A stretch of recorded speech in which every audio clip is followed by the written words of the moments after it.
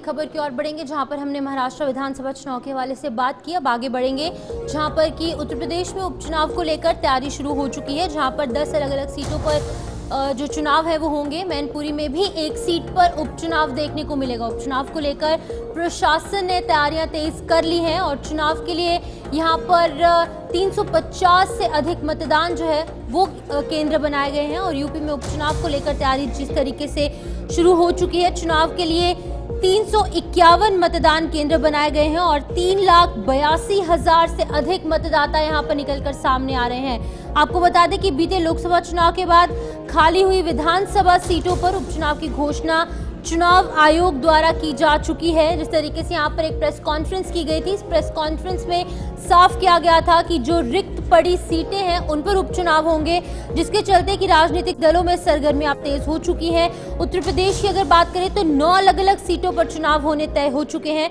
और वहीं पर मैनपुरी में भी विधानसभा सीटों को लेकर चुनाव होंगे। इसी बीच क्या कुछ कहना है, यहाँ पर प्रक्रिया सामने आई है, पहले आप ये सुनिए। इलेक्शन कमीशन ऑफ इंडिया से तिथियों की उद्घोषणा हुई, वैसे ही आदर्श आचार संहिता पूरे जिले में लागू हो गई है। उसका कड़ाई से अनुपालन कराया जा रहा है। आपने देखा भी होगा कि जैसे ही तिथि घोषित हुई वैसे ही हमारी टीमें सड़कों पर निकली और उसका कड़ाई से अनुपालन कराया गया कि कहीं भी कोई ऐसी सामग्री न हो जिससे चुनाव प्रचार समझा जाए। तो हम लोग दृढ़ संकल्प हैं और आदर्श आचार संहिता का पालन बहुत कड़ाई से कराया जाएगा और निष्पक्षता से कराया जाएगा। देखिए, अभी जो सूचना मेरे पास उपलब्ध है उसके अनुसार 3,82,378 मतदाताओं की संख्या है और कुल 444 मतदेय स्थल हैं, 351 मतदान केंद्र। देखिए, कल से जैसे उद्घोषणा के साथ ही आदर्श आचार संहिता लागू हो गई है, उसके लिए अनुपालन के लिए हमारी सारी टीमें लगी हुई हैं। जो भी आदर्श आचार संहिता के नियम हैं उनका कड़ाई से अनुपालन कराया जा रहा है।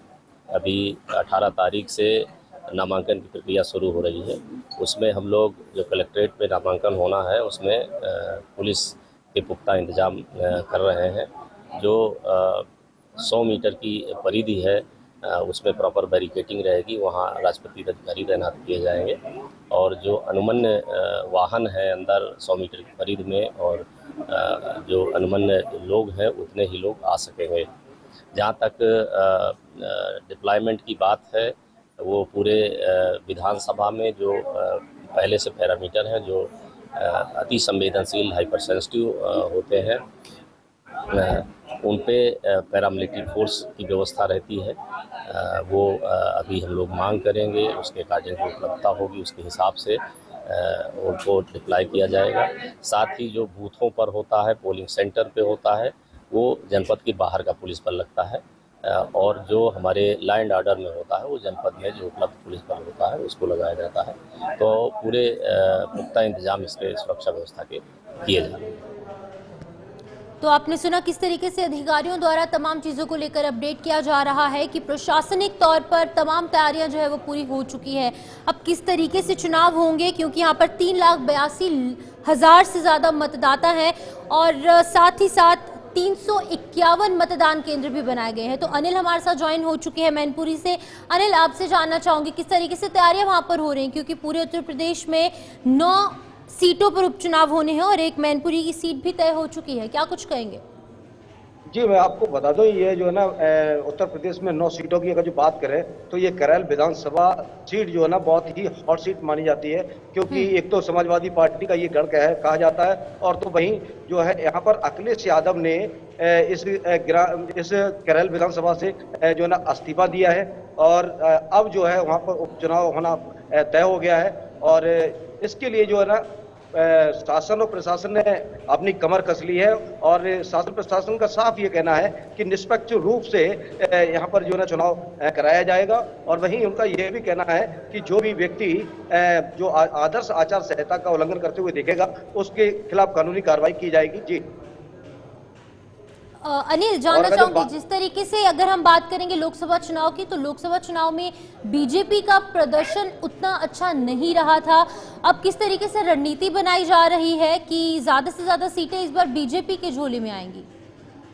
जी, अगर जो हम आप बात करें तो यहाँ बीजेपी की अगर जो बात करें मैनपुरी में, तो बीजेपी हालांकि सेंध लगाने का काम पूरा कर रही है। कहीं तो जो है ना मंत्री और तो कहीं कैबिनेट मंत्री, तो कहीं जो है ना क्षेत्रीय नेता घर घर में कवायद करते हुए दिख रहे हैं, चुनाव प्रचार करते हुए दिख रहे हैं। हालांकि राजनीतिक दल की जितने भी कार्यकर्ता और पार्टियां हैं, वो अपने मतदाताओं को रिझाने में जुटी हुई हैं। लगातार अपने प्रत्याशी के हित में मतदान करने की अपील करते हुए नजर आ रहे हैं। ऐसा देखने को मिल रहा है क्षेत्र में। अगर हम बात करें यहाँ पर मतदाताओं की संख्या, तो आपने बताया कि जिस तरह से 3,82,378 मत। तो चलिए अनिल यहाँ पर अपडेट कर रहे थे मैनपुरी से कि 9 सीटों पर उत्तर प्रदेश में उपचुनाव होंगे और उपचुनावों को लेकर प्रशासनिक तौर पर भी तैयारियां पूरी हो चुकी हैं।